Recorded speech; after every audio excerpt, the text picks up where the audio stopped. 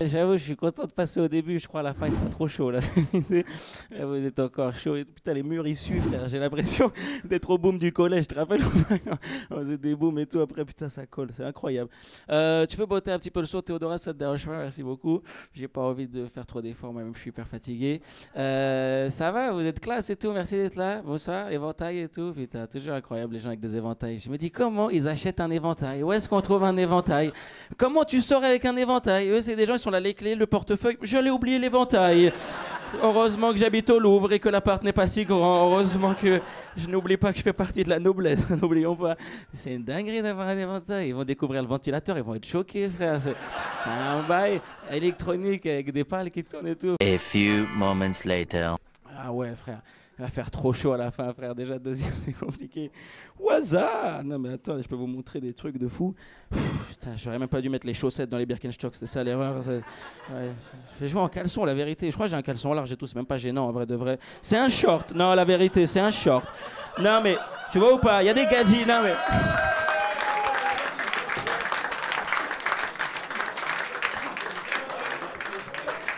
Non, mais j'ai vu des gadgets sur TikTok apporter ça comme un outfit. Il paraît on a le droit en 2024.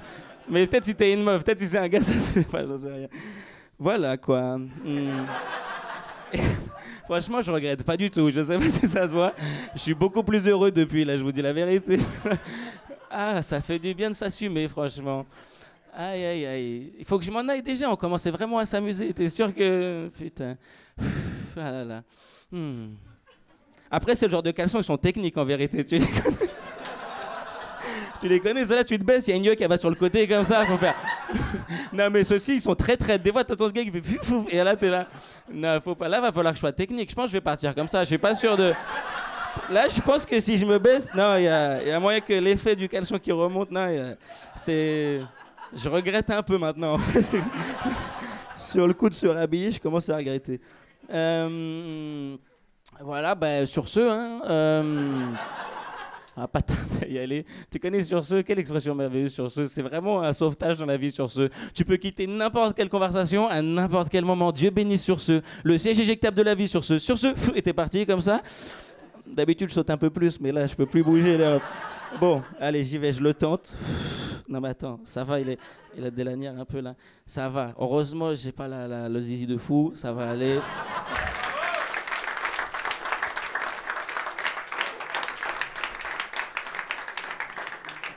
T'as kiffé, frérot. J'ai vu, toi, t'avais une place privilégiée. Toi, t'avais la silhouette. Bon, allez. Force au suivant. J'ai passé un bon moment sur scène. Je suis content. Vous êtes un bon public. Non, mais tu vois, je pense pas tous les publics auraient su apprécier la performance que je viens de proposer. Et vous êtes des gens de goût. Ça veut dire que vous savez apprécier quand il faut apprécier. Vous savez qu'il paraît que quand on meurt, on voit notre vie défiler devant nos yeux? Vous avez déjà entendu dire ça? Ouais, sauf que moi, les gars, avec le temps que je passe sur Instagram, quand je vais mourir, ce que je vais voir défiler devant mes yeux, c'est les 3 meilleurs burgers de Paris et les vacances de mon ex à Barcelone. Hein. Bah alors, Cécile, c'est un sketch ou une dépression? Vous connaissez des gens qui sont hyper autocentrés, qui ramènent tout à eux? Ouais, on en connaît tous, mais moi, ma pote, c'est la championne de ça. Elle est capable d'arriver sur un quai de métro blindé de monde, d'accord? Mais vraiment blindé de monde. Et là, le métro affiche 12 minutes d'attente et elle va faire... Ah bah voilà, le truc qui arrive qu'à moi. Même la météo, elle le prend personnellement. C'est meuf, l'autre jour, je sors de chez moi et puis à ce moment-là, il pleut. C'est pas genre le truc qui arrive qu'à moi. Non!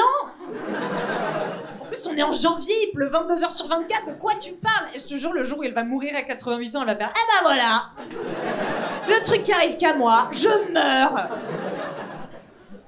Non mais après, on le fait tous d'être autocentré avec notre malheur. On le fait tous. En même temps, si on était autocentré avec notre bonheur, on aurait l'air de fou. Tu sais, si on se racontait des trucs, genre, alors moi j'ai loué une maison 1 semaine en Bretagne, il a fait beau tous les jours. C'est pas genre un truc qui arrive qu'à moi. De toute façon, j'ai l'impression qu'on est tellement habitué à se plaindre que même quand on est heureux, en fait, on n'est pas heureux, on est surpris.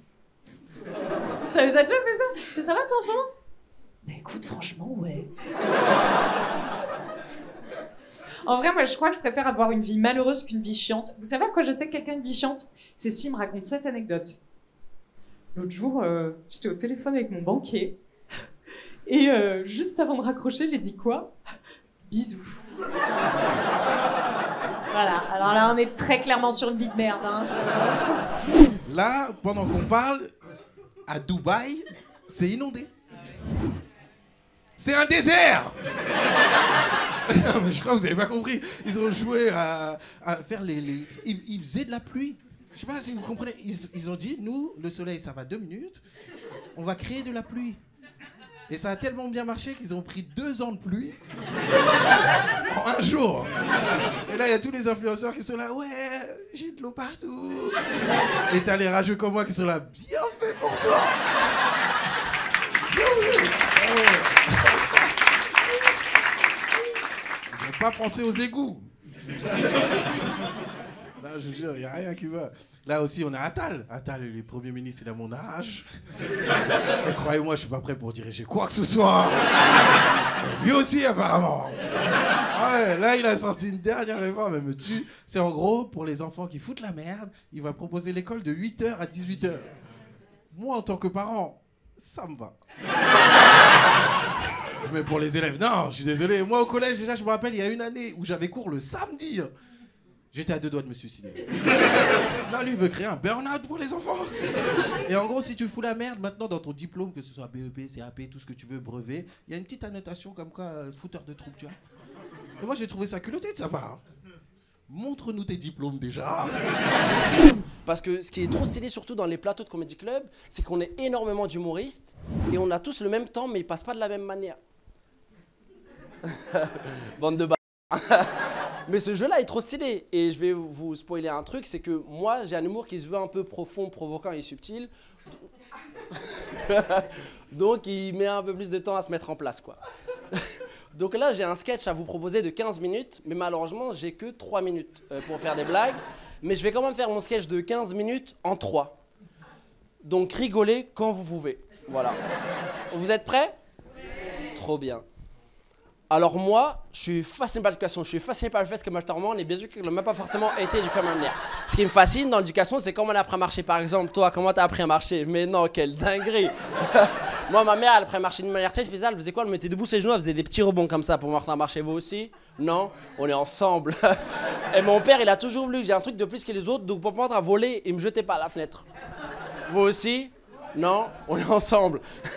Et moi, je suis pas né en France, je suis né en Tunisie, j'ai grandi là-bas, j'ai kiffé parce que la première fois, c'est le CP classe de ouf, les aimés, par exemple, qui se rappelle du papier mâché par embellissement? Tout le monde, pour ceux qui savent pas, je me suis dit, c'est une activité simple. En gros, on prenait du papier, on le mouillait, ça faisait du papier. C'est une activité, on faisait aussi du pain en CP, mais je trouve que je suis en sec pas parce que personne fait du pain en CP. En plus, après manger le pain, ça a un goût de papier. Dites-vous que moi, c'était tellement bête qu'en sortant en CP, je pensais que le papier peint, c'était une viennoiserie pour moi à la base.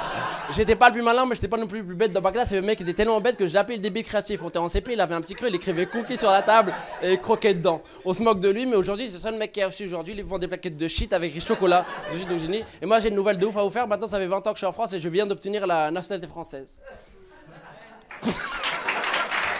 Merci beaucoup. On est dans le même bateau maintenant.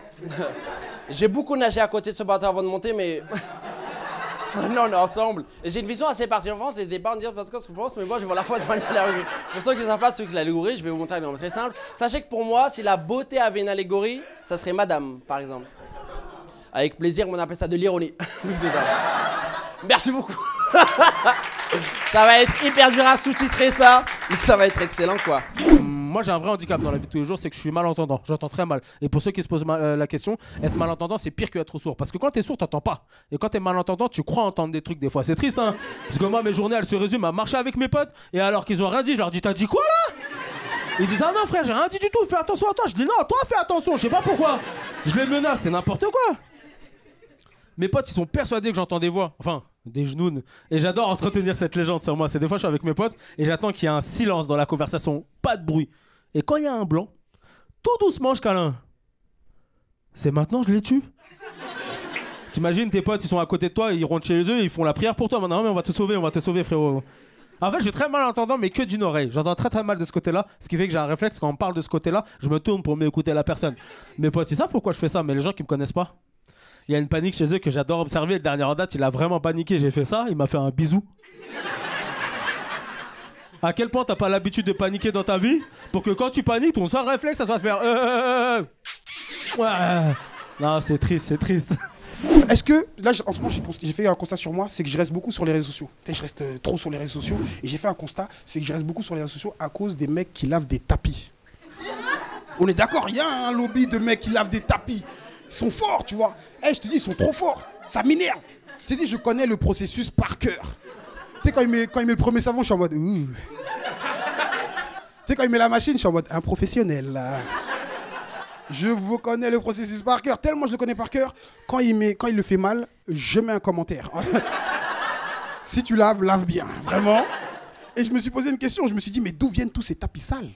Parce qu'on parle pas assez des gens. Tu vois, on se dit, qui a des tapis aussi sales, tu vois? Je me dis, d'où viennent ces tapis sales? Et en vrai, je crois qu'ils viennent de la Seine. C'est le seul endroit aussi sale sur Terre.